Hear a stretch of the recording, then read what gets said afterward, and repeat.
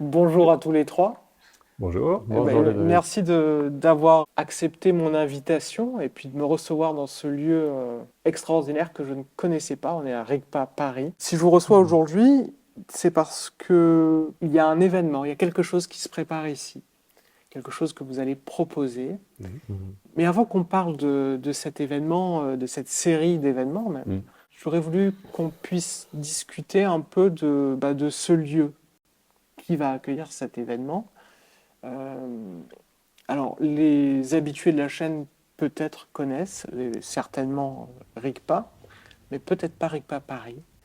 Et donc, je vais vous laisser présenter le lieu Mhm. et peut-être vous présenter aussi par la suite. Je vous laisse présenter. Alors, peut-être commencer par parler du centre de Rigpa Paris, qui a toujours eu la fonction d'accueillir des maîtres de différentes traditions bouddhistes, peut-être plus particulièrement des maîtres de la tradition Nyingmapa, liés au Dzogchen.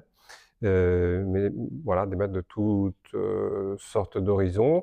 Et finalement, ce qu'on va faire avec ce projet, les Voies de la Sagesse, ça s'inscrit tout à fait dans cette continuité.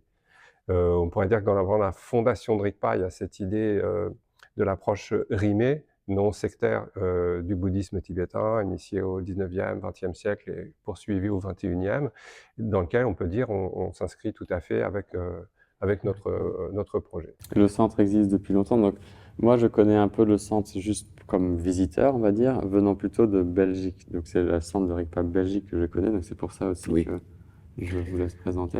Ça fait Alors- combien de temps que c'est là et- Alors, je ne saurais même plus dire la Oui. date. Moi non plus, c'est pour ça que je m'attends de Mais faire tout ça fait quand même déjà pas mal de temps, effectivement, que nous sommes ici. Ouais. Une bonne vingtaine d'années, Oui, c'est ça. Ouais. 25 ans peut-être. C'est vrai qu'autrefois, nous étions dans des centres plus petits, on a plusieurs fois changé de lieu, etc. Les grands événements, on les faisait toujours à l'extérieur, et donc ça nous a donné l'idée aussi d'avoir quelque chose de beaucoup plus établi, avec une capacité d'accueil, vu le nombre de gens qui venaient, etc. Et c'est pour ça qu'on s'est fixé sur ce lieu et que petit à petit, on a réussi un petit peu à aménager tout cet espace. C'est un espace vraiment bien singulier parce qu'il y a une verrière au-dessus, qui d'ailleurs a besoin de quelques réparations. Mais nous avons une petite maison derrière parce qu'en fait, c'était un atelier, c'est ça? Oui, c'était une maison individuelle, c'est Ouais. devenu une petite usine, puis c'est devenu une galerie d'art avec des artistes qui logeaient là et qui exposaient ici. Et puis c'est devenu finalement le centre Rigpa. Voilà, donc c'est intéressant de voir aussi dans l'évolution architecturale du lieu. Donc ça a été plusieurs fois complètement transformé. Et c'est vrai que cette grande salle est un lieu vraiment très ouvert et assez accueillant. Et on a quand même d'autres salles ainsi qu'un Ouais. premier étage qui permet aussi d'avoir une salle de méditation, des bureaux et un espace d'accueil. Et donc, c'est vrai que c'est quand même bien agréable d'avoir ce centre. Et ce qu'on peut dire aussi dans la fonction du lieu, c'est à la fois accueillir des cours et des séances de méditation qui sont un enracinement dans la tradition du bouddhisme tibétain, plus spécifiquement dans sa version Nyingmapa, comme je disais, et en même temps une ouverture sur d'autres formes de bouddhisme, voire même d'autres formes de traditions spirituelles. Donc il y a toujours eu cette double fonction. Hein. Ouais. À la Donc- fois un enracinement dans une lignée, dans une tradition, et en même temps l'ouverture sur ce qu'est la spiritualité pour notre époque. Oui, Il y c'est a même à important. côté une petite librairie, un petit magasin, Et voilà. un autre petit temple en dehors du temple principal. Oui. Et pour la petite anecdote aussi, vous êtes des enseignants de longue date de Rigpa France, Rigpa Paris, et donc vous enseignez aussi dans ce centre depuis longtemps, plutôt un aspect de connaissance du bouddhisme tibétain. Oui. Et moi, je dois dire que la première fois que je vous ai vu, c'était par image, en suivant depuis la Belgique Rigpa Et filmé ici. Bruxelles, filmé ici, À cet endroit-là à même, cet d'ailleurs. endroit même. Voilà. Vous c'est étiez sur l'écran. Tout à fait. C'est vrai qu'on a des cours assez réguliers, chaque mois quasiment, qui sont suivis à la fois en direct et aussi par Zoom, et ça permet vraiment de toucher quand même pas mal de gens en tout cas du pôle francophone. Mais maintenant même, on fait aussi des cours qui sont traduits en anglais, donc ça permet aussi de toucher aussi RICPA International. Quoi. Parce que quand même, RICPA est une organisation quand même assez importante dans le monde au niveau bouddhiste. Il y a plus d'une centaine de centres quand même. Et donc, mais quand avec même, l'Érabling comme point central. C'est l'Érabling qui se trouve donc près de Lodève, dans le sud de la France, dans l'Hérault, qui est évidemment le grand centre de retraite pour l'été, etc., et aussi pour des retraites individuelles. Et ça, c'est un endroit fabuleux parce que c'est dans la montagne. Mais pour la ville, c'est vrai que des centres comme celui de Paris sont vraiment indispensables. Et voilà, donc ce lieu vraiment... L'idée, c'est quand même d'aller encore plus loin que d'accueillir seulement des enseignants bouddhistes, alors bouddhistes tibétains, mais aussi des fois, de temps en temps, aussi des bouddhistes d'autres obédiences. Et l'idée, c'est d'aller encore plus loin parce que on est dans une époque où la spiritualité... alors, il faut savoir ce qu'on entend par spiritualité. On va y venir tout à l'heure. Plus loin.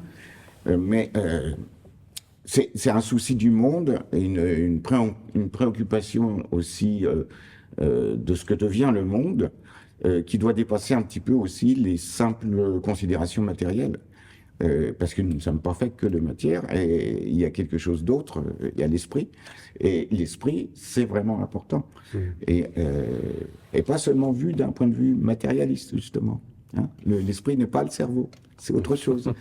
Et l'idée, c'est de voir un peu toutes les traditions, qu'est-ce qu'elles ont à dire là-dessus. Et ça, c'est vraiment un moment, moi je me réjouis beaucoup parce que, étant aussi prof d'histoire des religions, j'ai appris vraiment à regarder un peu toutes ces différentes spiritualités avec le plus grand respect. Et c'est ça qui va vraiment être important ici. Donc ça sera un peu une première, ça n'a pas eu lieu auparavant, donc on va présenter ce programme par la suite. Donc souvent le centre, moi comme je le connais en tant que visiteur aussi, c'est le lieu où viennent des lamas qui viennent d'Asie. Ils font souvent des grandes tournées européenne, et donc ils passent dans différents centres, dont le centre de RICPA Paris. Et puis il y a aussi une partie, ce que j'ai remarqué, de la communauté des Tibétains en fait, qui habitent Paris et région parisienne. Particularité du centre de Paris, oui. Régulièrement viennent ici aussi. Parce qu'il n'y a pas forcément... Enfin, il y a d'autres centres où c'est possible de venir rencontrer les maîtres, mais dans celui-ci, ils viennent régulièrement. Oui, parce qu'il y a l'espace qui est tout à fait favorable à ça. Je suis un peu curieux, parce que là, on parle du lieu et puis de ce qui va s'y passer. Enfin, il y a un petit peu, on l'a un peu abordé là. Mais avant, est-ce que vous pourriez vous présenter rapidement, chacun, c'est peut-être un peu scolaire, mais pour apprendre à se connaître, et puis même si vous êtes déjà très connu, peut-être... Plus ou moins. Dans notre petite sphère. Voilà. Qui veut commencer ? Je veux bien commencer. Donc, je m'appelle Damien Bron, je pratique le Dharma, le Dzogchen depuis maintenant ça va faire une trentaine d'années. J'ai commencé plutôt dans la lignée Kagyupa avec Lama Gandun. RICPA, c'est une part très importante de mon cheminement. C'est là que j'ai notamment appris à enseigner, ce que je fais maintenant. En même temps, je suis les enseignements de la tradition Bampo. Aussi, j'ai suivi des enseignements plus récemment avec Mila Khyentse Rinpoche, et j'interviens pour enseigner dans le cadre de RICPA, évidemment, dans le cadre du projet Dzogchen Today, l'Institut Khyentse Wangpo et l'Institut d'études bouddhiques. Quelque chose qui est très important pour moi, c'est de faire des ponts entre la culture occidentale contemporaine et cette sagesse du Dharma, du Dzogchen, et de voir aussi ce qui, dans la culture occidentale, peut faire écho avec cette sagesse. Dans cet esprit, j'ai écrit un livre qui s'appelle Au travers du visible, qui tend à établir justement ces liens pour voir comment ce qu'apporte cette tradition tibétaine est au-delà du Tibet et au-delà de l'aspect culturel. Et ça a beaucoup de sens pour nous. Ouais. Sur ce livre, tu es déjà intervenu sur la chaîne. Oui, tout à fait. Pour parler du livre, un livre qui contient des images. Donc, pour ceux qui n'aiment pas trop lire, en plus, il y a des images. Exactement. En couleur, de très belles reproductions. De très belles reproductions, oui. Qui d'autre veut se présenter? C'est Cornu. Ah, bah oui, il y a des choses assez communes quand même. Disons que je suis un peu plus ancien encore, Plus vénérable. malheureusement peut-être. Ça fait au moins 45 ans, ou presque 50 ans. Et oui, quand même, ça passe. Et que je me suis intéressé donc au bouddhisme tibétain, et assez rapidement à ce qui allait devenir Rigpa, parce que c'était pas encore Rigpa en France dans les années 80. Mais j'avais rencontré le Karmapa, le 16e Karmapa, et c'est ça qui avait été vraiment assez décisif. C'était le fruit de toute une recherche que j'avais déjà en étant adolescent. Les questions scientifiques ne répondaient pas en fait à mes interrogations, alors que j'ai cherché beaucoup au niveau des sciences au départ. Qu'est-ce que je fichais dans cette vie? Et puis ça répondait pas vraiment, parce que ça décrit, mais ça n'explique pas le fondement. Et donc le bouddhisme m'a paru très, très pertinent pour ça.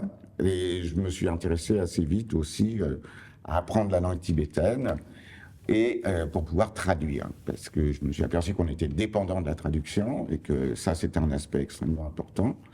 Donc j'ai fait aussi des études pour pouvoir traduire le tibétain. Et ça m'a amené aussi, étant pharmacien, ça m'a amené à reprendre des études pour pouvoir justement avoir un doctorat et me retrouver prof d'université à enseigner, devinez quoi, le bouddhisme, l'hindouisme et l'histoire des religions, ce qui est quand même beaucoup plus dans mes cordes de ce qui m'intéresse que de vendre des petites boîtes en pharmacie. Et donc, ça a été assez important. Et puis, le fait de se retrouver aussi à l'université belge de Louvain-la-Neuve, avec des théologiens que j'avais déjà fréquentés auparavant à Paris, dans l'Institut catholique de Paris. C'est vrai que ça m'a permis aussi de m'ouvrir aussi au christianisme, et puis aussi aux autres religions, de par le fait que j'ai travaillé sur l'histoire des religions. Et ça, je me suis pris vraiment au jeu. Donc, enseigner le bouddhisme, bien sûr, c'est ma première... c'est ce qui me réjouit vraiment énormément, mais parler des autres religions et surtout expliquer véritablement leurs fondements selon ce qu'elles en disent, ça c'est hyper important. Et ne pas partir sur les préjugés. Parce que malheureusement, quand on entend des religieux parler d'autres religions, même s'ils sont polis, ça ne le fait pas vraiment. Et c'est plutôt pénible de voir de l'interreligieux qui souvent est un petit peu une autogratification, et l'autre, bien sûr, on le regarde, mais avec un peu de condescendance. Ça, non, il faut surtout pas. Et moi, je trouve que les enjeux sont tellement importants à notre époque qu'il faut éviter ce genre de choses. Il faut vraiment savoir entendre l'autre, savoir l'écouter.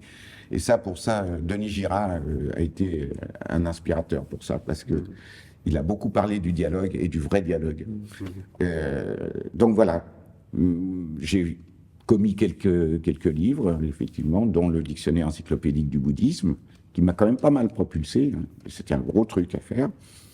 Et puis des manuels de bouddhisme que j'essaye également d'utiliser pour que les gens puissent vraiment rentrer dans la matière du bouddhisme d'une façon assez approfondie. Et puis petit à petit aussi des choses justement sur le comparatisme entre des religions, mais sans complaisance. Par exemple, je suis en train de terminer un travail avec le CERF sur le bouddhisme en dialogue avec le christianisme. Et donc, c'est vraiment des points de vue sur le christianisme au niveau de la théologie chrétienne et des applications pratiques du christianisme, comparées effectivement à ce qu'il y a dans le bouddhisme. Il ne s'agit pas de dire c'est tout pareil, et il ne s'agit pas de dire non plus ça n'a rien à voir. Il y a des choses qui sont intéressantes à comparer, ouvrir un dialogue entre les deux, mais avec le respect de chacun, encore une fois. Et ça, c'est ça vraiment mon cheval de bataille. Parce que j'en ai marre d'entendre des bouddhistes dire des bêtises sur le christianisme et des chrétiens dire des bêtises sur le bouddhisme. Voilà. Ce que j'aimerais, c'est qu'au moins, il y ait un dialogue avec une information correcte. Voilà. Alors, c'est peut-être ambitieux, bien sûr, parce qu'on n'est jamais spécialiste de multiples domaines en même temps, mais au moins, on peut faire une bonne vulgarisation sérieuse en tenant compte vraiment des différents points de vue. Et c'est ça, moi, qui m'anime beaucoup ces temps-ci. Et ça rejoint un peu ce qui va être proposé. Ouais. Là, c'est encore le teaser qui... Je dirais que Va-t-on dans parler le projet qu'on veut mettre en place, il y a vraiment l'idée de montrer les différences et de les faire dialoguer. Et pas, parce que des fois, la tentation, soit c'est en gros la guerre des religions, ou la guerre des religions version un peu plus diplomate, ou espèce d'unanimisme, tout est dans Tout est dans tout et vice-versa. Et inversement, voilà, c'est ça. C'est, Ça, je pense on veut qu'on éviter reviendra là-dessus. ce double écueil. Et donc, Grégoire, Oui. j'allais dire le meilleur pour la fin. Wow. Futur Le docteur. Le moins vieux. Alors, est-ce que tu peux te présenter plutôt plus jeune. Ouais. Même si je... Voilà. Donc moi, je m'appelle Grégoire Langouet, ou Langouette, si on veut prononcer à la bretonne. Je suis arrivé au bouddhisme il y a moins longtemps que vous, messieurs. Donc ça va faire une grosse dizaine d'années maintenant. Pas Rigpa aussi. Avant ça, j'ai eu tout un parcours dans différents domaines de la société, on va dire. J'ai fait des études scientifiques, j'ai étudié la médecine pendant un certain nombre d'années avant d'arrêter. Et puis avant ça, j'étais quand même très intéressé par le monde artistique. J'ai quand même fait de bonnes explorations dans le monde artistique, la musique, le cinéma. Et puis un petit passage par un aspect plus politique, recherche de justice sociale. Avant de, par un concours de circonstances, de me retrouver en lien avec le bouddhisme tibétain, et donc directement avec le centre Rigpa. Et donc c'est là où j'ai rencontré ces messieurs au bout d'un temps. Donc j'ai commencé à étudier et à pratiquer. Et ce qui était intéressant, c'est que je me suis interdit les 2 premières années, je pense, de lire quoi que ce soit sur le bouddhisme, parce que avant ça, à côté, je faisais des études très intellectuelles de philosophie. En fait. Après la médecine, j'ai repris la philosophie à zéro, des études de philosophie et de sciences des religions. Et là, en fait, me manquait, on pourrait dire, l'aspect de mise en application pratique. En fait. Comment, en fait, la philosophie pouvait être vécue simplement. Comment on faisait de belles idées une forme de vie. Et ça, je ne l'avais pas vraiment trouvé dans les textes eux-mêmes.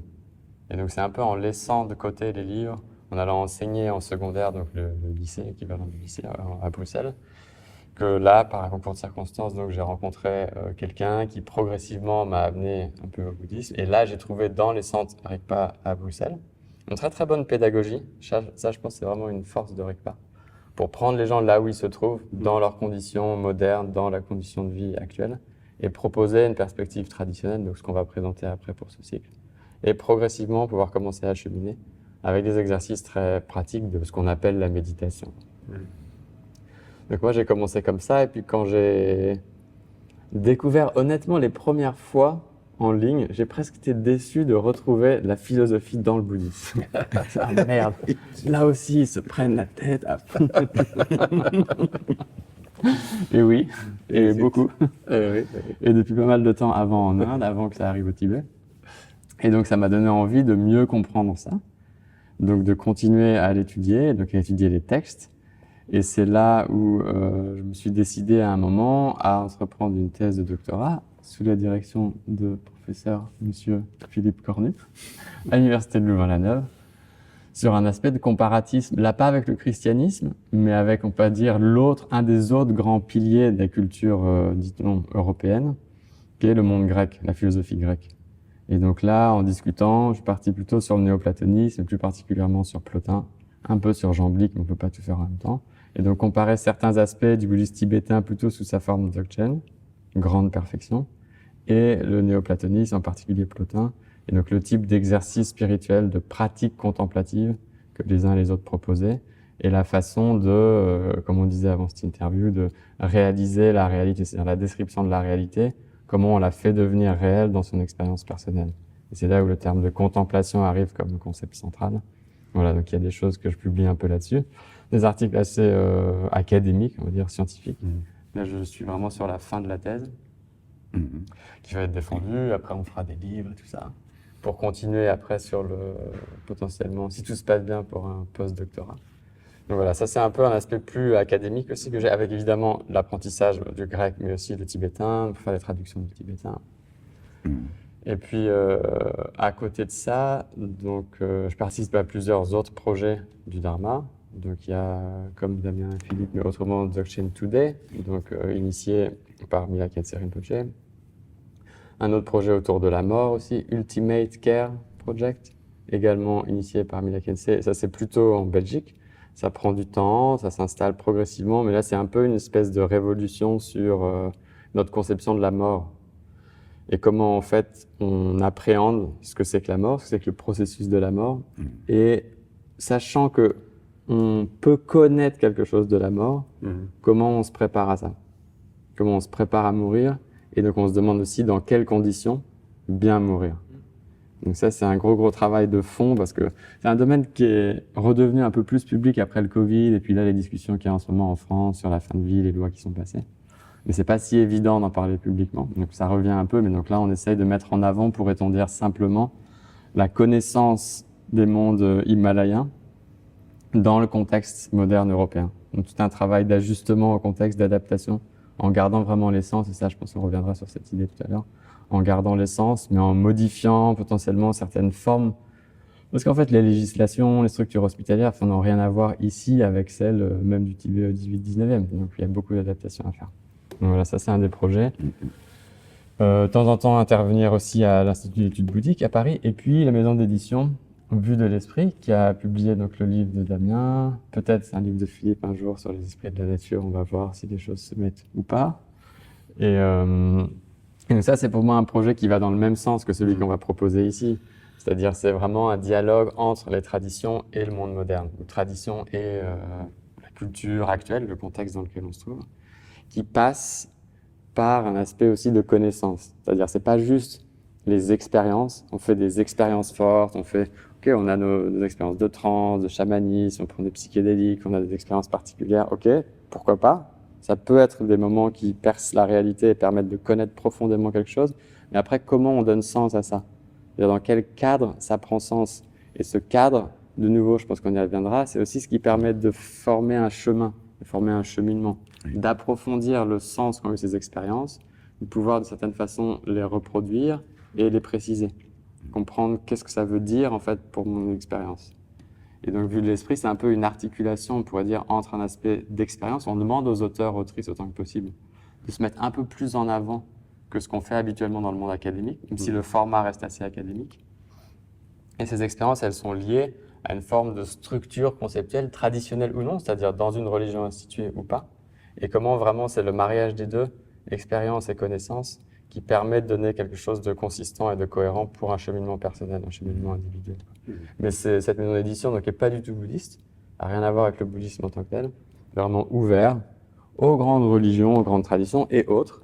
Donc il y a des ouvrages qui ont bien marché sur les maisons hantées, sur les fantômes, c'est l'invisible qui est un peu un des concepts centraux, qui montre, ça aussi c'est lié à notre cycle ici, qui montre qu'il y a un vrai intérêt au-delà du monde matériel, pour l'invisible et envie un peu d'explorer ça. Donc voilà, je ne vais pas présenter la maison parce qu'on a déjà fait une vidéo, je crois, là-dessus. Donc n'hésitez pas à aller sur le site. Mais c'est vrai qu'au-delà des... On pourrait dire qu'en Occident, il y a encore beaucoup de tabous, par exemple autour de la mort, mais aussi autour de l'invisible, autour de choses comme ça, et en même temps un vif intérêt du public. Donc c'est d'arriver à rassembler un peu les deux côtés, quoi. C'est-à-dire arrêter le tabou et permettre aux gens, effectivement, d'avoir une information qui soit pas fantaisiste non plus, qui soit pas délirante de ce côté, qui est laissé de côté, hein, et de vraiment donner aussi des pistes. Et puis, effectivement, pour la tradition, alors là, je suis entièrement d'accord, une tradition, c'est justement quelque chose qui permet de faire un chemin, qui a un chemin, qui a une cohérence, alors que faire des expériences, tout le monde peut faire des expériences. On fait tous des expériences. Mais qu'est-ce qu'on en fait derrière? Et notre vie, c'est pas des shoots d'expériences. Sinon, ça n'a aucun sens non plus. Voyez, même si c'est des expériences spirituelles, si elles sont complètement isolées d'une cohérence dans l'existence et d'une démarche qui a un sens, c'est difficile d'en faire vraiment quelque chose. Et ça, c'est assez important. Je voulais juste rajouter une petite chose, c'est que j'ai aussi, alors pour reparler de moi, J'ai pas seulement été quelqu'un de RICPA, un enseignant à RICPA, j'ai également exploré la voie de l'école Bompo. J'ai suivi quand même beaucoup d'enseignements de Yonzin Tenzin Namdak pendant une bonne vingtaine d'années. Et puis de Namkhai Norbu Rinpoche également. Et donc la communauté Dzogchen. Et aussi avec Mila Khyentse Rinpoche, que je connais depuis 17 ou 18 ans maintenant, et avec lequel je collabore aussi avec deux compères. Et donc, je n'ai pas une vision univoque du bouddhisme tibétain à travers Rigpa. Et ça, j'ai toujours été réfractaire à l'idée d'être enfermé dans une voie particulière.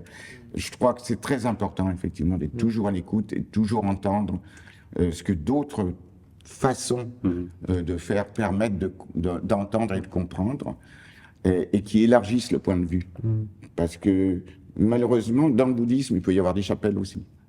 Et moi, je me suis toujours méfié des chapelles. Donc, je suis un peu anarchiste là-dedans. J'aime pas être mis dans une petite boîte et d'être en quelque sorte labellisé. Non, je pense que c'est pas une histoire de label. La voie spirituelle, c'est quelque chose de beaucoup plus ouvert. Voilà. Et en même temps, cohérent. Oui, peut-être pour compléter aussi ce que je disais tout à l'heure, déjà, par rapport à cette notion de tradition, il y a une citation de Gustav Mahler qui me vient à l'esprit qui disait « La tradition, c'est transmettre non pas les cendres, mais les braises ». C'est quelque chose de vivant. Ce n'est pas une sorte de culte du passé, ce qu'on transmet, c'est un souffle. On dirait dans la tradition tibétaine une bénédiction. Ça, c'est vraiment très important et il y a un grand respect à avoir pour toutes les traditions parce qu'elles portent chacune ce souffle, chacune à leur manière. Et sinon, par rapport au projet, pour parler aussi personnellement, mais je pense que c'est au-delà de mon propre cas, personnellement, voilà, depuis que oui, ça fait plus de 30 ans en fait, j'ai recalculé. Je me crois plus jeune que je suis. Ça fait plus de 30 ans. Oui, j'ai commencé, j'avais 18 ans, donc oui, ça fait plus. Et je commence à devenir coquet, je triche sur mon âge. Et voilà, je pratique le bouddhisme, le Dzogchen depuis que j'ai 18-19 ans. J'ai rencontré le Bumpo, en même temps je viens d'une famille de tradition catholique, chrétienne, et c'est quelque chose que je chéris et que j'estime beaucoup. J'ai rencontré plus sous forme d'auteurs, mais des auteurs comme les auteurs que Henri Corbin a traduit, Sohrawardi, Ibn Arabi, et cette notion de l'imaginal, du Barzac, qui est quelque chose qui m'a profondément touché.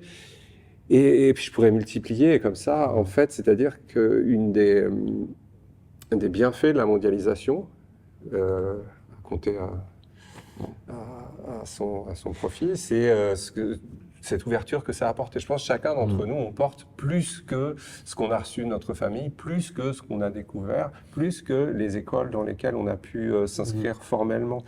Voilà, je donne mon cas, mais je pense que c'est le cas de beaucoup de gens. Le christianisme, c'est pareil pour moi. Enfin, j'ai beaucoup grandi dans ces traditions, donc j'ai aussi un bon background. J'ai même dû enseigner J'ai enseigné à Bruxelles la religion, ça n'existe pas en France. Donc à la place du cours de philo, ou avec le cours de philo l'équivalent d'un cours de religion, j'ai enseigné le cours de religion catholique en tant qu'apprenti bouddhiste à un public qui était majoritairement musulman. Ah oui, alors c'est génial. Donc ça, c'était pas mal comme contexte aussi pour faire de l'interreligieux directement. Et moi, je veux dire personnellement, la tradition islamique, l'islam m'a aussi beaucoup aidé de certaine façon par des gens particuliers, aussi en voyant ce que c'était qu'une tradition vivante aujourd'hui. Alors avec tous les problèmes que ça pose du point de vue public, médiatique, mais surtout lié à la méconnaissance en fait, la méconnaissance de la tradition même et des gens eux-mêmes. Mais beaucoup de gens m'ont encouragé même au départ. Pour rencontrer Philippe, c'est passé par un ami qui était musulman. Pour m'engager plus dans le bouddhisme, c'était pareil.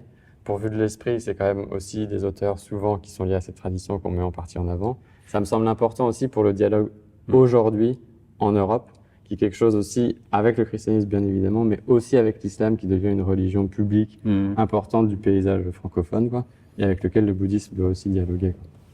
C'est clair que notre projet, je dirais qu'il y a deux grands axes très importants. Il y a d'une part reconsidérer le rapport qu'on a avec le réel, qu'on a avec la vie. Parce que clairement, les problèmes climatiques, sociaux, politiques qu'on a, ils s'enracinent tous dans une certaine vision de ce que c'est être un être humain, qu'est-ce que c'est être un être conscient. Et il y a besoin de sortir, comme disait Philippe tout à l'heure, d'un paradigme matérialiste qui nous a aidés, je pense, dans notre évolution en tant qu'humains, mais qui est aussi très limitant au bout d'un moment. Et je pense que chacun d'entre nous, dans nos parcours, on peut en témoigner. Et il y a aussi besoin, effectivement, dans un monde qui a tendance à s'atomiser, à faire dialoguer les gens, les traditions. On a aussi un très grand besoin de ça. On est dans un moment d'extrême tension, de repli sur la religion comme source d'identification identitaire, qui est très dangereux, quoi. Enfin, il va faire exploser la planète. C'est d'ailleurs ce qui se passe en partie. Hein.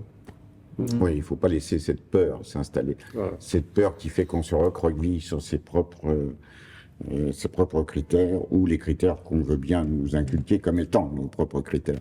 Là, on glisse sur la présentation du programme. Voilà. On est en train de commencer à faire ça. Très bien. Voilà. Carrément. C'est parce que j'ai l'impression que c'est vraiment la poursuite naturelle de vos parcours individuels. Ouais, tout à fait. Et donc, on va aller droit dans le sujet. Les voies de la sagesse, je crois que ça s'appelle comme ça. Oui, les voies de la sagesse. Le titre final. Oui, parce que j'avais préparé autre chose au ça départ. Change. De spiritualité hors frontières, je crois. À un moment. Oui, on a eu plusieurs des titres de travail, on va dire, qu'on a abandonnés finalement. Voilà, mais bon, c'est spiritualité, tradition vivante. Ouais. Hein. Donc, est-ce que vous pouvez parler un petit peu de la genèse? Bon, là, on en a parlé un peu indirectement, mais pourquoi ce projet? Pourquoi ici? Pourquoi vous trois? Et pourquoi ça fait beaucoup de pourquoi, et donc je vais vous laisser répondre. Oui, déjà, c'est venu d'une réflexion. Déjà, très clairement, c'est enraciné dans nos parcours, à nous tous et aux autres membres de l'équipe. Ça, c'est évident. Qu'effectivement, comme disait Philippe, on n'a jamais été pris dans un esprit de chapelle ou de sectarisme. Et au contraire, toujours très curieux de ce qui se passait ailleurs, en voyant les oppositions, les complémentarités. Il y a ça, d'une part. Après, c'est venu aussi plus concrètement d'une réflexion sur le centre de RICPA Paris, et qui est à Paris, donc il y a un potentiel énorme de manifestations. Et qu'est-ce qu'on voulait montrer? Et il a semblé que si, d'une part, c'était important que ce centre serve à l'enracinement dans une tradition, comme je disais tout à l'heure, il serve aussi à l'ouverture aux autres traditions, voire même, on verra ça peut-être dans une deuxième, troisième année, à des formes de spiritualité qui ne s'inscrivent pas nécessairement dans une tradition et qui ne présentent pas les choses forcément sous les formes d'une lignée, tradition, etc. Pour explorer vraiment, finalement, qu'est-ce que c'est que suivre un chemin spirituel, qu'est-ce que c'est que la spiritualité pour notre temps. Il nous a semblé vraiment, un peu pour toutes les raisons qu'on a évoquées, que c'était un projet très nécessaire. C'est quoi la spiritualité? Je laisse répondre. La spiritualité. Tu parlais du souffle tout à l'heure. Il y a spirit dedans, spiritus. Et donc, effectivement, c'est à la fois un souffle et l'esprit. Le souffle-esprit, on peut dire. Dès l'instant où on commence à s'intéresser beaucoup plus à l'esprit, non pas sous la forme de la structure qui l'accueille, qui est effectivement cette masse, j'allais dire gélatineuse, du cerveau, qui à l'heure actuelle est magnifiée parce que ça a l'air d'être la pointe du matérialisme. Non, l'esprit, c'est à la fois quelque chose qui respire et qui émet non seulement de la pensée, mais également quelque chose de plus profond. Et donc la spiritualité, c'est explorer cet aspect, indépendamment effectivement de la structure qui l'accueille. Ça ne veut pas dire que le cerveau n'est rien, c'est pas la question, mais il n'est pas tout. Et après, spiritualité, c'est un mot donc, qui n'est pas facile à manier parce qu'on l'utilise dans plein de contextes. Ce sur quoi beaucoup de gens se sont appuyés de nos jours, c'était pour se dire spirituel, mais pas religieux. Oui. Donc ça, c'est aussi un grand mouvement. C'est un mot qui a cette fonction. Voilà, spiritual but not religious. Oui. Et donc c'était pour dire en fait, mais on se reconnaît pas dans les institutions religieuses telles qu'elles sont, l'Église, l'islam institutionnel, le judaïsme institutionnel, tout ça. Mais par contre, personnellement, on a une quête de sens, une quête existentielle, une quête spirituelle. On cherche quelque chose. On ne reconnaît pas la justesse des réponses que nous sont données par les institutions. C'est donc quand on a grandi, les réponses habituelles. Par contre, on a ou des expériences, ou une envie d'aventure, une recherche. Et ça, on considère que c'est quand même quelque chose d'important qu'on a envie de poursuivre. Et donc, c'est comme si la spiritualité, elle était comprise. Là, c'est un peu sous un mode protestant de religion intériorisée, mais c'est un truc qui reste aujourd'hui sur moi, personnellement, individu. Qu'est-ce qui donne du sens pour moi, indépendamment de ce dans quoi je vais pouvoir trouver du sens. Et donc, on essaye de cheminer personnellement en se méfiant un peu de ce qui se passe. Il y a ça, puis il y a aussi la notion de comment ramener l'esprit à lui-même. C'est-à-dire qu'il est spontanément tourné vers l'extérieur et voir que la réalité que l'on perçoit, on l'aperçoit, c'est revenir à la source, revenir à l'origine de la perception, que la réalité n'est pas donnée objectivement, mais qu'elle est perçue subjectivement d'une certaine façon. Donc prendre comme ça conscience des conditionnements de l'esprit et voir aussi qu'il y a un aspect de l'esprit qui est au-delà de ces conditionnements et qui est justement la nature de Bouddha ou l'âme, enfin différents noms dans différentes traditions. C'est vraiment ce processus, je veux dire, de retour sur l'origine de toute expérience pour en voir le conditionnement, mais aussi ce qui est au-delà de ce conditionnement. Et là, le mot spiritualité, ici, prend son sens. Sinon, c'est clair, comme dit Grégoire, c'est quand même un mot dialectique, on pourrait dire, par rapport à religion. Si on dit spiritualité, c'est toujours dans un rapport avec les souvent, dans ce sens-là, tu vois, il pointe le cœur. C'est-à-dire, plein de gens mettent ça en avant pour dire, OK, le cœur de l'expérience de la réalité, le cœur de mon expérience, mais c'est ça, peut-être, le cœur des religions. Voilà. Donc, en fait, souvent, l'aspect ésotérique, spirituel, ou, je sais pas comment, mystique, peut-être, parfois, on dit. Cet aspect mystique, spirituel, ok, ça c'est carrément au cœur de la religion. Donc moi, les formes, elles me vont pas.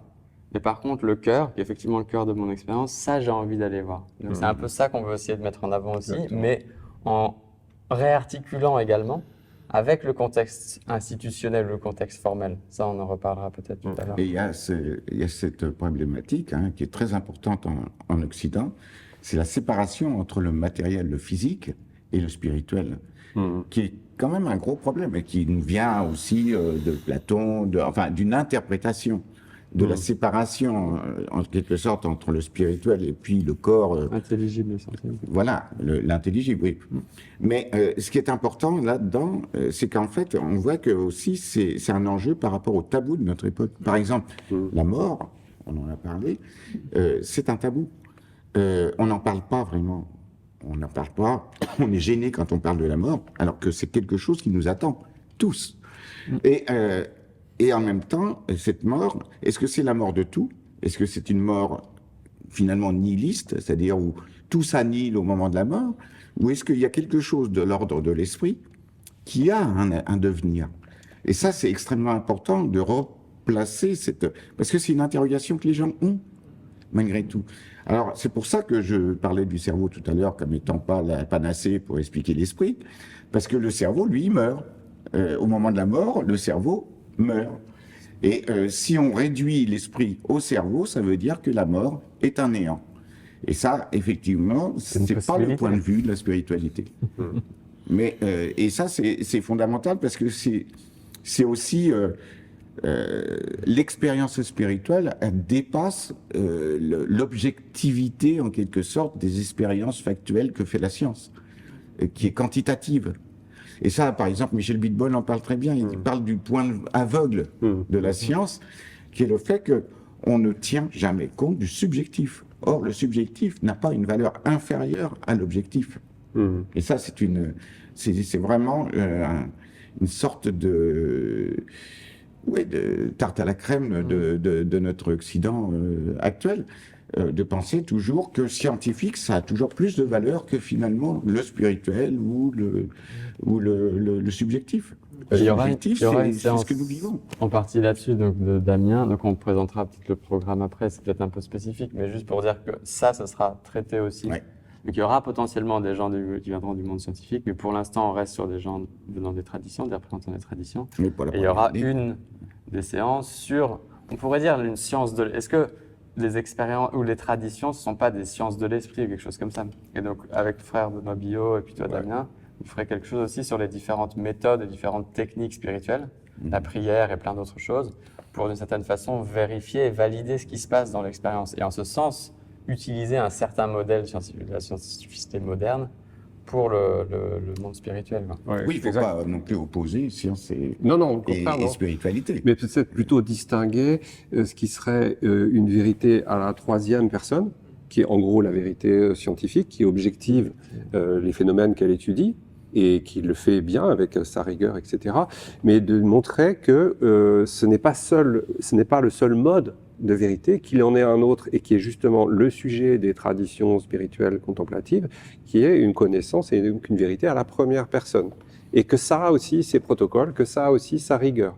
C'est ça justement, les braises qui sont transmises et non la cendre, c'est exactement ça, c'est cette transmission de ce type-là de connaissance qui a autant de rigueur qu'une connaissance à la troisième personne, et qui est aussi une connaissance plus certaine parce qu'elle est immédiate. La première chose que l'on sache, c'est qu'on connaît la réalité. Que cette réalité soit matérielle, ça c'est une hypothèse, c'est une supposition. Ce n'est pas quelque chose qu'on connaisse en première évidence. Mais qu'on connaisse la réalité, oui. Donc la connaissance à la première personne nous amène sur ce terrain. Qui connaît ça? Qui s'intéresse à ça? Les traditions spirituelles. Donc, il y a vraiment un combat ici à mener pour montrer la validité de cette approche. Justement, j'ai une question, parce que il n'y a pas le mot spiritualité dans le titre de... C'est les voies de la sagesse. Donc, c'est quoi la différence entre la sagesse et la spiritualité? Vous avez 4 heures. Longue histoire, les mots ont beaucoup changé. Après, même en grec, c'est Sophia. Mais c'est pas que Sophia, je pense qu'il y a Sophia et d'autres termes grecs, peut-être.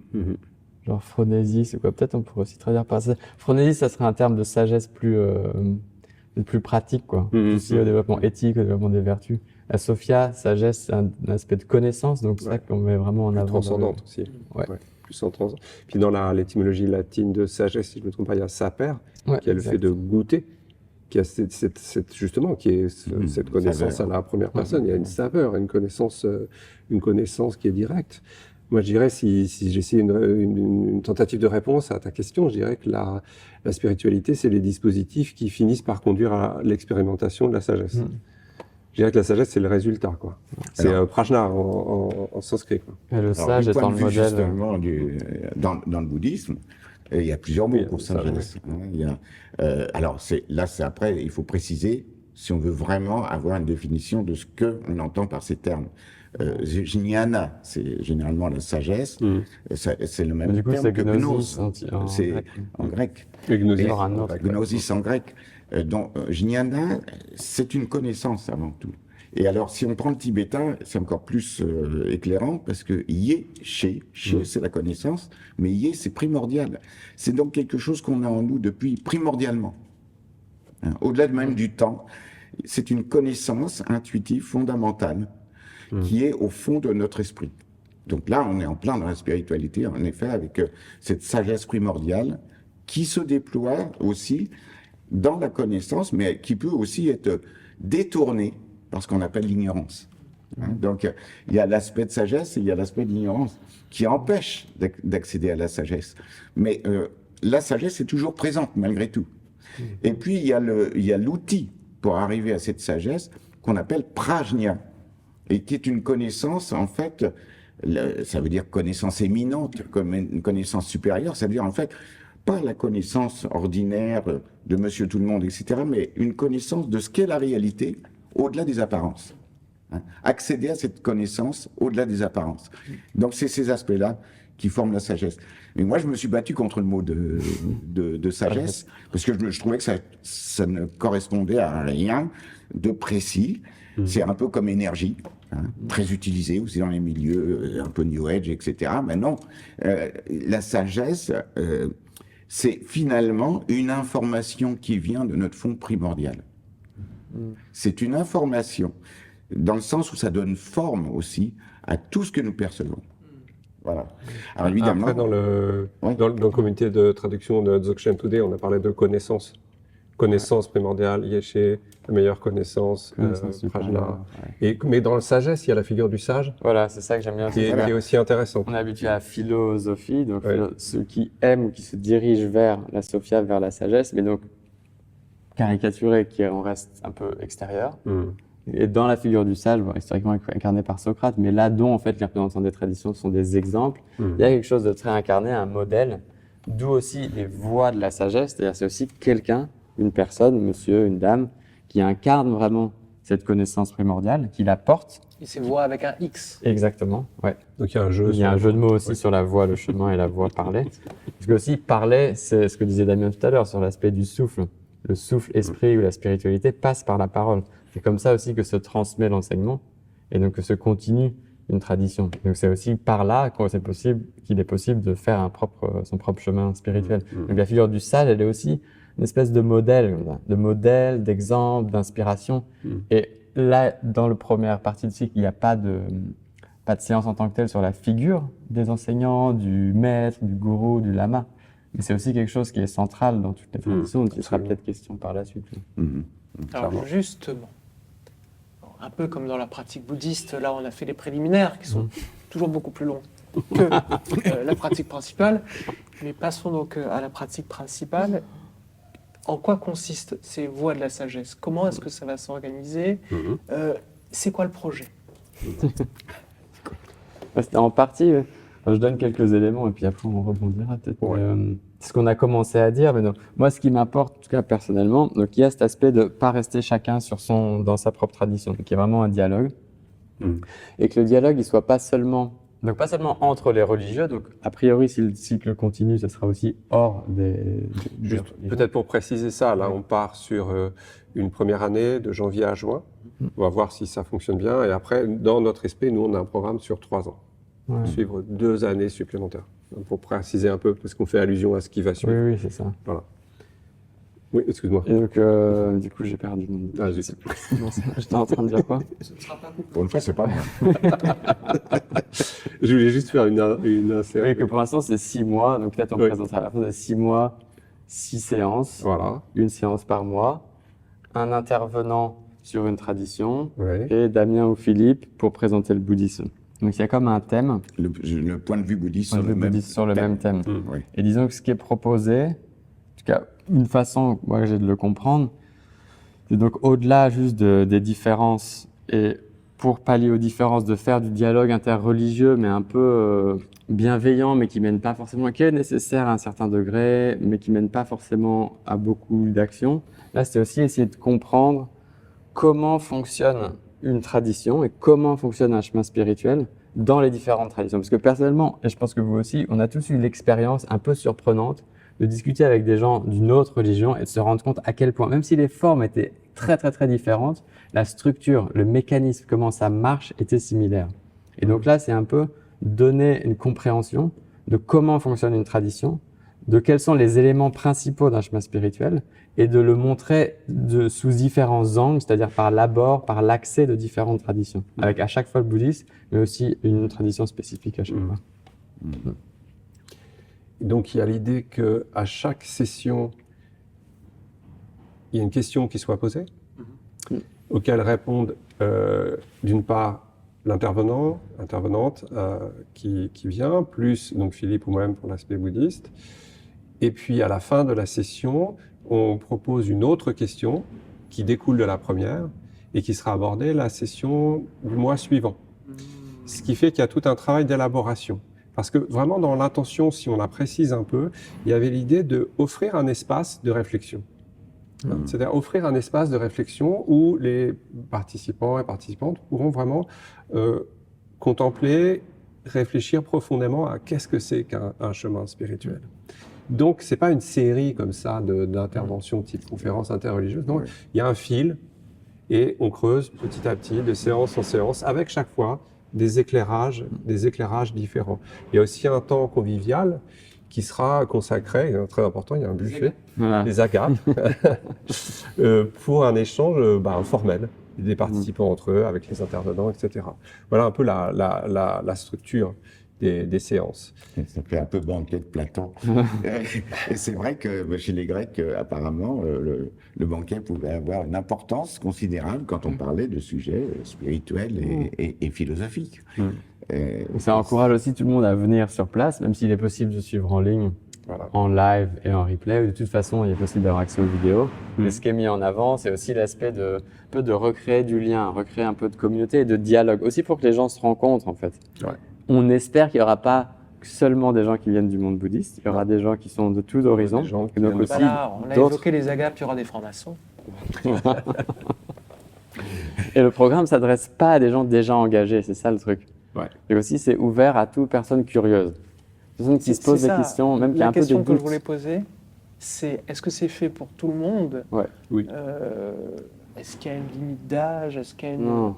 Pas On besoin a de essayé prendre de sa faire carte ça du le parti, plus grand ouais. public possible, mais dans un bon sens. C'est ça, exactement. Avec une exigence quand même dans la qualité des contenus, Voilà. le choix des intervenants, dans ne pas vouloir gommer les différences, comme on disait, tout en étant dans un climat de bienveillance. Et je dirais que ça s'adresse aussi bien à des gens qui se mettent en quête, qui se demandent ce que c'est qu'un chemin, qu'à des gens qui sont aussi très enracinés dans un chemin. Avec ce côté, on avait déjà évoqué ça, Ludovic, ce côté vivifiant de voir qu'est-ce qui se passe ailleurs. Ça peut vraiment réveiller. Et réveiller sa propre pratique, sa propre compréhension. Justement, en sentant ces différences, bien sûr aussi, ces points communs. Donc c'est Un vraiment miroir. très ouvert. Ouais. Un miroir, exactement. En fait. Et souvent, tu vois, quand tu dialogues avec des gens d'autres traditions, tu vois certains aspects de ta propre pratique, de ta propre conception un peu différemment. Puis tu vois qu'il y a des choses qui sont mises en avant chez eux, pas forcément chez toi, entre guillemets, et que tu pourrais développer un peu ou que tu observes sous un autre angle. Je sais pas, un exemple, hein, c'est super traditionnel, mais quand on étudie le bouddhisme, c'est quand même intéressant au bout d'un moment de s'intéresser aux gens qui ont critiqué le bouddhisme. Au bout d'un moment, on voit bien qu'on n'a pas vraiment l'image en relief si on ne s'intéresse pas aux approches brahmaniques, hindouistes, etc. Il se passe des choses là. Ou si on s'intéresse au shivaïsme du Cachemire, le Dzogchen, ça ressemble beaucoup, mais en même temps, il y a quand même des vraies différences. Enfin, ça réveille pas mal de choses. C'est comme une vision avec plusieurs plans, 1, 2, 3 plans, plutôt qu'une vision plate. Les choses prennent du relief tout de suite. Le truc, c'est clairement pas un cercle de religieux. En fait, c'est ça qu'on veut pas du tout aussi. Et c'est vraiment pour toute personne qui se pose des questions sur la mort, sur les fantômes, sur l'invisible, ou comme on a dit précédemment, qui peut avoir des expériences spirituelles. On peut faire des stages de chamanisme, des stages de chant, de danse, qu'on peut avoir des expériences pendant le sommeil, pendant l'endormissement, qui cherchent, qui lisent un peu, qui regardent des vidéos Ludovic, qui regardent d'autres choses, et qui ont envie, même juste par curiosité, juste pour avoir un peu d'informations, sans le moindre engagement du tout, sur tiens, comme aujourd'hui, Damien disait, on est dans un monde mondialisé, où on a accès dans des grandes villes comme Paris à plein de traditions différentes. Là, on propose des gens qui sont des représentants authentiques et vraiment reconnus de leur propre structure, dans leur propre tradition, juste une présentation de ce que ça pourrait être. Et il y a un truc aussi qui est important, c'est que beaucoup de gens dans la jeunesse s'intéressent ont des interrogations et aussi des angoisses existentielles à l'heure actuelle, ça se sent, c'est très patent, et font des expériences, mais qui ne sont pas forcément reliées non plus à une forme, effectivement, de chemin. Et donc, il faut répondre aussi à ça, parce que dans les groupes religieux, s'il y a vraiment une grosse absence à constater, que ce soit dans le christianisme, en tout cas dans le catholicisme, ça c'est clair, mais aussi dans le bouddhisme, c'est le vieillissement de la population et le peu de jeunes qui s'y intéressent parce que ça paraît trop traditionnel. Il faut enlever cette idée-là parce que une tradition, c'est une transmission.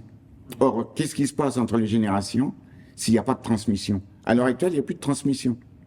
Dans les domaines même des métiers, etc., il n'y a plus de transmission.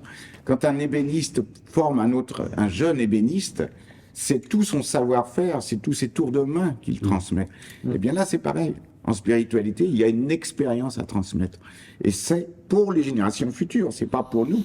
Nous, on est dedans. Mais les générations futures, elles ont besoin de pouvoir prendre le relais à un moment donné. Or, si on ne voit pas les jeunes, le relais se fait pas. Et voilà. Et ça, c'est très important. Ouais, on travaille sur la forme. Ouais. Parce qu'en fait, l'essence, comme tu dis souvent, même dans tes cours, Philippe, tu vois, l'essence de ce qui est transmis ne change absolument pas. Mais la façon dont c'est mis en forme, c'est packagé, le marketing, ça, par contre, de fait, ça s'adapte à l'espace-temps dans lequel ça se trouve.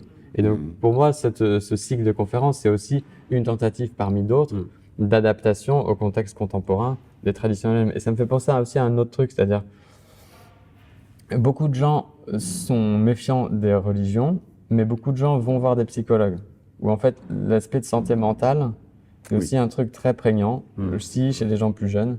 Et donc, beaucoup de gens autour de moi ont suivi, arrêtent, reprennent des psychothérapies, veulent prendre des suivis de médicaments et tout ça. Et donc, je pense que c'est nécessaire à un certain degré. Et donc, ça apporte des réponses et la spiritualité d'autres. Mais les deux peuvent aussi réfléchir et s'articuler. Il ne faut pas les mélanger, mais bien comprendre les spécificités de l'un et de l'autre et de se rendre compte peut-être parfois que dans certaines psychothérapies, quand il y a des recherches peut-être plus profondes de quête de sens, c'est pas seulement les thérapies modernes qui vont permettre de tout résoudre. Et à ce moment-là, il peut être intéressant de voir quelles sont les ressources, la richesse de ces traditions et qu'est-ce qu'elles peuvent amener auprès de personnes qui cherchent un peu plus que ce que les formes de psychothérapie peuvent apporter, quoi. Ça, c'est des choses qu'on va explorer. C'est la spiritualité et la psychologie, la spiritualité et la science. Ça, évidemment, il y a un enjeu majeur, on a un peu évoqué.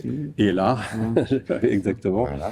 Il y a beaucoup de choses comme ça à regarder pour voir la place qu'a la spiritualité dans notre monde, dans nos esprits, dans notre réalité. Et redécouvrir finalement qu'elle a une place beaucoup plus importante que ce qu'on veut bien lui accorder habituellement. Il y a un autre mot que tu utilisais tout à l'heure qui me semble important, c'est identité. Et sous le versant négatif de identification à son propre groupe. Parce qu'en fait, on est aussi dans un moment, je trouve, où beaucoup de choses changent. C'est très instable, très impermanent. On le voit très bien au niveau géopolitique. On ne sait pas de quoi va être fait le futur. Donc on a un peu du mal à se projeter, à trouver un sens, quelque chose qui donne vraiment du sens pour soi. Et donc, comme on a du mal à se projeter au futur, je trouve aussi que ça peut être intéressant de se tourner aussi vers le passé. Pas pour imiter ses formes, jamais, mais pour aussi pas essayer de réinventer. Toute génération réinventerait, il faut que ça soit nouveau, que ce soit un truc qu'on n'ait jamais vu, il faut que ce soit expérimental. Ouais, mais en fait, il y a beaucoup de choses en tant qu'être humain qui ont déjà été essayées par beaucoup de générations avant, qui ont été testées, vérifiées, validées. Et ça vaut peut-être la peine, juste, mais par curiosité, de se retourner et de regarder, en fait, mais dans toute cette richesse héritée, est-ce qu'il n'y a pas des choses qui sont encore, pour moi personnellement, valides aujourd'hui? Pour trouver un élan aussi pour le futur. Voilà. Parce que c'est ça aussi. C'est qu'il faut puiser dans la richesse passée pour la renouveler et lui donner un élan vers le futur. Sinon, la civilisation s'arrête. Et pour trouver une forme d'identité, mais dans un sens, je dirais, positif, une forme de structuration de soi ou de cohérence de soi-même, qui soit pas juste s'accrocher sur des formes, justement sur le passé ou sur les traditions, aux formes de « ah, je fais comme mes parents, mes grands-parents et tout ça ». Non, pour trouver une identité propre et singulière, il faut connaître ce qui a été présent avant, se l'intégrer, se l'assimiler, ce qui demande de la connaissance, de la pratique, tout ça, pour pouvoir se projeter et retrouver du sens pour l'avenir. J'ai une question vraiment basique, mais pour donner aussi aux personnes l'envie de venir. Est-ce que vous pouvez donner des noms des personnes qui seront là, des traditions? Il faudrait qu'on prenne le programme. Alors, ça commence par quelqu'un qui sera connu, je pense, de la plupart des gens sur cette chaîne. Frédéric Lenoir. Ah oui. Sur son dernier livre, sur les 5 piliers de la sagesse. Donc, quelque chose qui est très grand public. Je pense que Frédéric Lenoir a la capacité de très bien vulgariser dans un sens positif. C'est-à-dire de synthétiser, de simplifier, mais sans trop modifier des connaissances qui viennent pour lui pas seulement des traditions sous leur forme religieuse, mais aussi des sagesses venant du monde grec et puis aussi moderne, qui travaille beaucoup sur Spinoza, sur Carl Jung. Et donc je pense que c'est aussi quelqu'un qui peut permettre de rassembler les gens pour commencer ceci, quoi. Donc ça c'est sur son dernier bouquin, les 5 piliers de la sagesse, c'est-à-dire 5 éléments que lui pense pouvoir trouver de façon commune dans les grandes traditions de l'humanité. Je vous laisse pour la suite. Alors, c'est l'ouverture. Nous aurons Colette Poggi, qui est une amie de longue date et qui, elle, est sanskritiste et surtout spécialiste du shivaïsme du Cachemire, mais qui connaît très bien aussi l'hindouisme dans son ensemble. Et qui est une élève de Liliane Silburn, qui a été, pour moi, qui est un modèle. Franchement, c'était quelqu'un qui était à la fois une universitaire et en même temps une pratiquante, qui est allée sur place, etc., et qui connaissait vraiment très bien les pratiques cachemiries, justement. Et donc, voilà, c'est l'histoire de voir un petit peu quelles sont les interactions, les relations, et puis le fond de ce que propose cette mystique du Cachemire. Parce que le Cachemire, c'est un endroit incroyable. C'est entre le monde indien, le monde perse, le monde himalayen. Et il y a eu une espèce de... Voilà, c'est un creuset où plusieurs spiritualités se sont déversées et se sont échangées. Alors, elles ne se sont pas mélangées d'une manière complètement confuse, non, mais tous ces pratiquants ont échangé entre eux, et tout en gardant, en fait, la structure de leur spiritualité. Et c'est justement ça qui nous intéresse. Et après, il y aura le rabbin Gabriel Agaï, et qui est très enraciné dans la tradition de la Kabbale, qui a suivi une formation très complète et qui en témoigne de façon très directe à toutes sortes de publics. Je trouve que c'est une de ses grandes qualités, c'est de pouvoir donner un aspect universel, on pourrait dire, à cette tradition, avec beaucoup d'éloquence, beaucoup de chaleur, beaucoup de précision. Là aussi, on n'est pas dans une forme de confusionnisme. Tout à fait. Voilà, donc on est vraiment très content de le recevoir. Et donc lui qui connaît bien aussi le monde islamique. Voilà. Donc pour avoir eu des maîtres aussi qui étaient marocains, yéménites, qui ont passé beaucoup de temps à Jérusalem. Et donc après, donc là on fait pas tout le fil rouge, mais vous pouvez aller sur le site internet où tout est décrit, les questions de chaque séance, le petit descriptif de chaque personne et puis de chaque contenu de séance. Et donc après on arrive sur l'islam. Oui, Et donc sur Éric Geoffroy. Donc Éric Geoffroy qui est islamologue, un professeur d'université de l'université de Strasbourg, mais qui lui est un grand pratiquant depuis très très longtemps, qui est le directeur, un des fondateurs et directeur de Conscience Soufie, aussi un des groupes musulmans soufis dans le monde francophone qui fait beaucoup de choses de manière publique, beaucoup d'événements en ligne, des événements sur place. Tu as été invité aussi cette année avec Rabbin Gabriel Agaï. Et là, il y aurait peut-être une tentative de comparaison pour aussi aller sur des choses qui nous intéressent avec Philippe, entre deux grandes notions qui a priori ne semblent pas liées, mais le sont peut-être. Notion qu'évoquait Damien Barzac, qu'on peut traduire par des fois isme, entre deux, intermédiaire, et du côté bouddhiste, la question des bardos. Donc lié aussi au monde du sommeil et à l'entre-existence, donc la mort et l'entre-deux-vie. L'entre-deux, oui. L'entre-deux. Et puis donc après Éric Geoffroy, on arrive sur le christianisme. Frère Benoît. Frère Benoît Billot, maison de Tobie. Tu connais mieux que moi. Alors, frère Benoît Billot est bénédictin, et donc c'est un moine. Et c'est vraiment un moine qui est, pour moi, très éclairé de l'intérieur. Voilà, qui connaît bien le bouddhisme. Et qui connaît bien le bouddhisme parce qu'effectivement, il a eu aussi, il a appris la méditation selon le zen.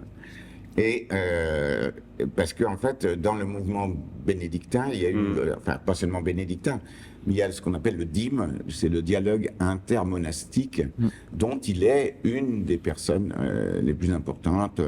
Il y a également, comment il s'appelle, Pierre de Béthune, Pierre de Béthune en Belgique, etc. Et il y a vraiment tout ce mouvement qui est à la fois un mouvement de renouveau monastique, mais qui va aller aussi, qui ne néglige pas en fait l'aspect en fait qui peut effectivement enrichir, qui est vraiment l'aspect également contemplatif d'origine zen, bouddhiste d'une manière générale, mais sans pour autant évidemment mélanger des choses. Donc voilà. Et frère Benoît, pour moi c'est quelqu'un qui m'a beaucoup inspiré et qui m'inspire toujours. C'est vraiment son aspect fraternel, extrêmement chaleureux et très ouvert. C'est extrêmement inspirant. Et puis, le dernier intervenant, c'est Mila Khyentse Rinpoche, qui est un Tulku français, qui est passé à Nevermind. Un Tulku français qui est très français et aussi très enraciné dans la tradition tibétaine, dont il a reçu toute la transmission de son maître et qui est vraiment quelqu'un qui comment on pourrait dire, avec lui, il n'y a aucune erreur dans la traduction, quoi. C'est très direct, du fait de cette double appartenance, on pourrait dire. Donc un maître de la tradition Nyingmapa, Dzogchen, du Longchen mythique. Et voilà, on est très content qu'il ait pu venir. pour présenter le Dzogchen dans son aspect le plus direct. Voilà. C'est là-dessus qui va davantage intervenir. Alors je me pose une question parce que bon, l'orthodoxie c'est quand même très très varié et très, enfin peut-être à part sur le Dzogchen peu proche de la tradition qui est enseignée principalement ici. Et est-ce que vous avez trouvé compliqué finalement de mettre ça en place? Est-ce que vous avez rencontré des réticences ou plutôt une ouverture assez surprenante? Il y a beaucoup d'ouverture. Ouais, dans l'équipe même, en fait, beaucoup. Et dans l'équipe déjà, oui, c'était une première chose. On a une équipe très, très vivante, très joyeuse, très dynamique. Ça, c'est très agréable de travailler ensemble. Très efficace parce qu'on a mis en place ce cycle en peu de temps. Oui, très rapidement. Et de l'autre côté, du point de vue des intervenants, on a vraiment choisi des gens qui étaient, disons, très enracinés dans une tradition, mais aussi très ouverts aux autres. Et qui ont, enfin, les gens qui suivront le programme s'en rendront compte, ils ont vraiment cette double qualité. Du coup, ça s'est passé de façon très facile. Certains d'entre eux sont considérés comme trop ouverts parfois par d'autres de leurs co-religionnaires. Ouais. Et c'est des gens qu'on connaît déjà pour la plupart, avec qui on a déjà collaboré, déjà fait des Voilà, c'est ça. On part déjà pas un lien, de rien, on part aussi de gens avec lesquels on a déjà une forme d'amitié et d'échange. Et ça, c'est... Alors moi, je caressais très vaguement les années précédentes ce projet d'ouvrir un peu, effectivement, sur d'autres spiritualités que la spiritualité bouddhiste. Mais là, franchement, c'était extraordinaire parce qu'en fait, il y a eu une convergence. Ouais, tout s'est mis en place très facilement. Voilà, j'avais juste suggéré l'idée comme ça serait bien si un jour... Et puis, pouf, il y a toute une équipe qui s'est manifestée et d'une manière extrêmement cohérente et harmonieuse et enthousiaste. Et alors ça, c'est fabuleux, quoi. Ouais, comme si ça répondait à un besoin dans le parcours de chacun, finalement, que ça se cristallise sous forme de ce projet. Donc on espère que ça va rencontrer aussi l'intérêt du public, parce que c'est aussi présenter, pour moi, c'est présenter des joyaux, en fait. C'est des gens qui ont beaucoup de connaissances, d'expériences, de pratiques, de profondeur, et juste aussi de parfois les savoir dans leur propre milieu et de pas partager plus ouvertement leur propre expérience. Des fois, c'était un peu triste, un peu dommage, quoi. Donc, c'est essayer vraiment de partager ça de façon la plus ouverte possible. Il faut absolument tout suivre pour avoir... pour ne rien manquer, j'ai envie de dire. Est-ce qu'il faut venir aussi... Ça serait mieux, mais voilà. Évidemment. C'est le mieux. C'est même un tarif spécial maintenant. Donc il y a une logique à la succession des séances. Après, c'est possible de n'assister qu'à l'une d'entre elles. C'est pour ça cette histoire de questions qui sont portées vers la séance suivante. C'est aussi pour susciter un intérêt justement à suivre effectivement le cycle. C'est comme un cycle d'une certaine manière. Et puis, c'est preuve d'ouverture. Justement, de pouvoir suivre le cycle entier. Parce que sinon, si on va qu'à la partie « Ah, ça m'intéresse parce que c'est mon chemin ». C'est un peu dommage. Voilà. Donc, c'est ça l'idée aussi. Et c'est pour ça aussi, l'aspect de convivialité à la fin de chaque séance est important pour que les gens puissent échanger, puissent petit à petit se connaître aussi. Et ils ont beau venir de différents horizons spirituels, ils peuvent tisser des liens entre eux.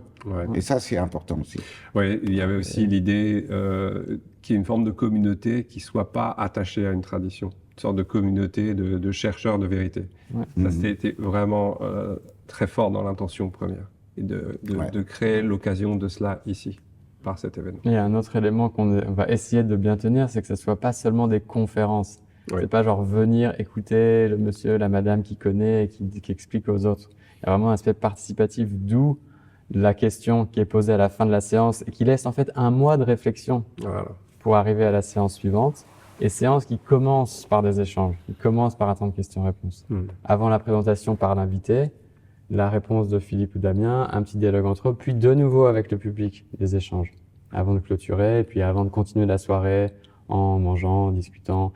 Signature de livres, Donc, il y aura normalement des librairies avec les gens qui viendront avec les livres des invités d'intervenants, de maisons d'édition proches, ou en tout cas de sujets qui intéresseront le public. Donc, ça participe aussi à continuer la soirée tous ensemble. Et si on a choisi le jeudi, c'est pas pour rien non plus, parce que le vendredi, les gens sortent, le samedi, dimanche, souvent ils sont très occupés. Le lundi, c'est le jour de reprise du travail. Le mardi, on est souvent très occupé. Mercredi, il y a les enfants. Il y a les enfants. Donc le jeudi, et en plus c'est le jour de Jupiter, qui est un jour, effectivement, qui est plutôt lié à la spiritualité d'une certaine manière, si on regarde la symbolique des jours de la semaine.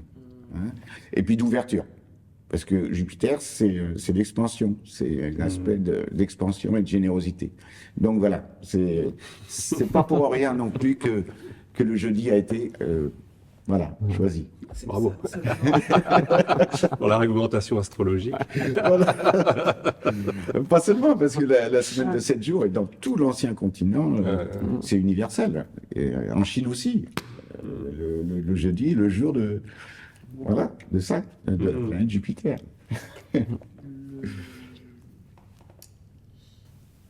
Le premier jour, la première séance, c'est à quelle date Le exactement? 22 janvier. 22 janvier. 22 janvier, puis ça sera donc une fois par mois, les jeudis. Et de nouveau, toutes les informations sont sur le site lesvoidelasagesse.fr.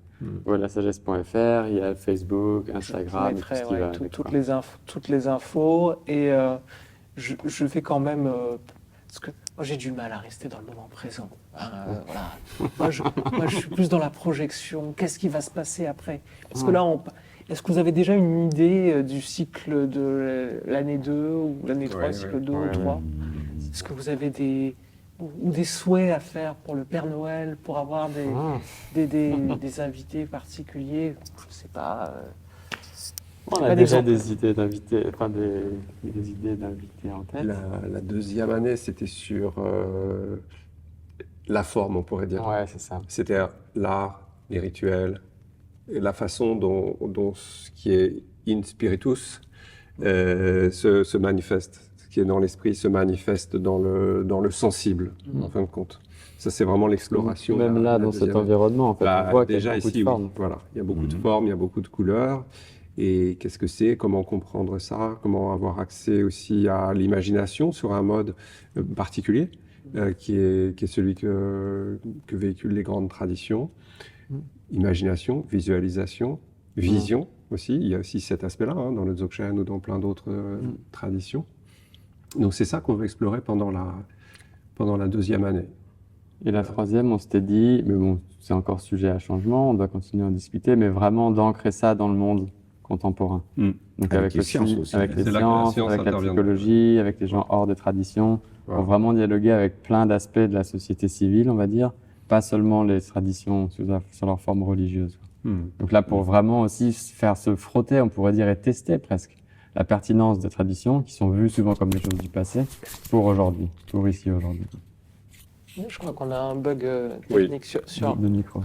je pense que C'est le signe. c'est le signe. C'est sûr. Donc, j'ai ma dernière question que j'aime bien. Est-ce que vous avez peut-être une réponse à apporter à une question que je n'aurais pas posée, que vous auriez aimé entendre? C'était très complet. Ouais, Je crois qu'on a quand même pas mal dit de choses, là, mais... On n'a pas forcément abordé l'aspect écologie, parce que ça peut aussi répondre à certaines problématiques écologiques aujourd'hui, de travailler sur l'intériorité. Mais ça demanderait un peu de temps de déployer ça. Et je pense qu'il y a Il y vraiment aura des peut-être liens. une quatrième année, Voilà. qui sait? Ça dépend vraiment de la participation. demande. En fait. Oui, ça dépend de l'enthousiasme que ça peut susciter. Est-ce que ça marche pas? C'est une expérience. En fait, on fait une expérience, on regarde ce que ça va donner, on espère que ça va apporter, que ça sera utile pour les gens. Mais parce que c'est franchement, vraiment l'idée, c'est l'intention. allez-y, venez, découvrez. Ça comme fait un pas enfant. mal. Et au pire, il y aura à manger et à boire. Voilà. Voilà, en plus il y a à manger et à boire. Voilà. Mais c'est aussi comme un enfant, quoi. Un enfant qui a la curiosité aussi, hein, et qui n'est pas bourré de préjugés. Voilà, c'est hyper important. Ça, c'est retrouver cet esprit-là.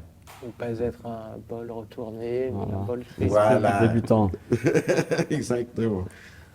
Eh ben, je vous remercie en tout cas pour Merci cette beaucoup. Ludovic. conversation. Merci, Ludovic. Il n'y a pas eu trop de bugs techniques, on verra Il y a mon micro qui a un peu au- bougé. au- Il y a beaucoup de bruit derrière. Nous Non, verrons. mais ça, c'est normal. Oui. Oui. Sans ça, ça aurait pas la même saveur. Et donc, la vidéo sera mise en ligne très, très, très rapidement. Ok, cool. Avant Noël, Ouais. c'est certain. Excellent. Voilà, je ne dormirai pas. Je travaillerai d'arrache-pied pour que ce soit sur pied. Et encore une fois, merci. Et puis. Et bienvenue toi aussi ici. Pour faire Ah bah autre moi, chose c'est ma ici, première hein. ici. Je ne connaissais pas et c'est beau. J'espère que ça- tu viendras aux séances également. Bah, j'espère aussi que je Ouais, il pourrai. y aura peut-être des choses à faire sur. On en avait parlé un petit peu. Oui. Oui, des gens ici. Ah bah là, moi, je repérais des noms qui me.